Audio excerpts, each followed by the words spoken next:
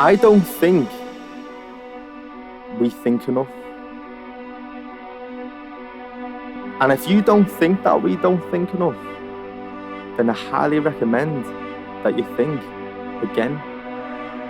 See, I think about the bully just as much as the victim. Because what sort of past must they have had to have so much hate in them?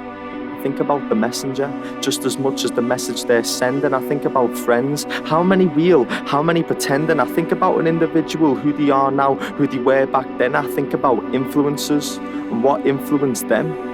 I think about lampposts and whether they'll ever be bright enough on the streets to guide those home in desperate need. I think about phones, how many rang that never got picked up, or those that get approached by vans and then get picked up. I often think when I see gangs with hoods up, what is the reason behind why they cover up? And it ain't because of the rain due to the sun out. Parents don't know what takes place when their son is out. Parental guidance is vital to a child's upbringing. See what the youth witness on the streets saying PG. I think about voices, how many won't get heard. The youth is the future, our hope, yet don't get the support they deserve. I think about the value of speed in the world. If I ordered a pizza and called for an ambulance, what would arrive first? See, I think about the punch before it was thrown. Was the punch in them? Were they punched at home?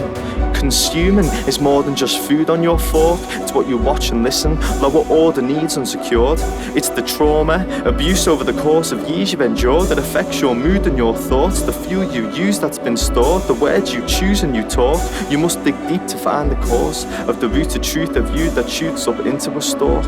So I think about people and where we were all born, the quality of the soil.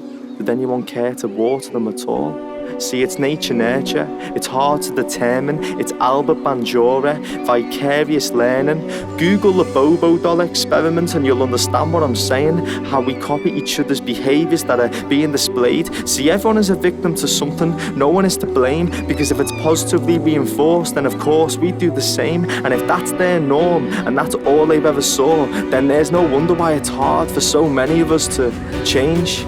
My mum says it best: smother them with love and kill them with kindness. If you put water inside the bucket, there can only be water inside the bucket. So if we put love inside each other, there can only be love inside one another. Because Jack and Jill went up the hill to catch a pail of water. Collaboration is the key. Because if Jack went up on his own and Jill stood watching down below, that isn't exactly what you'd call a team. My friend who coaches basketball told me team stands for together, everyone achieves more. Therefore, we have to take a handle each other's needs. Not only can we carry more, but we can carry more with speed. So I'm asking you to reach out to a service, to someone for everyone. Pass on the ball, pass on your thoughts, pass it on to anyone. Is the glass half full or is the glass half empty? I'm just happy to have a glass because other people's glass have smashed. Consuming is more than just food on your fork. It's what you watch and listen, lower order needs unsecured.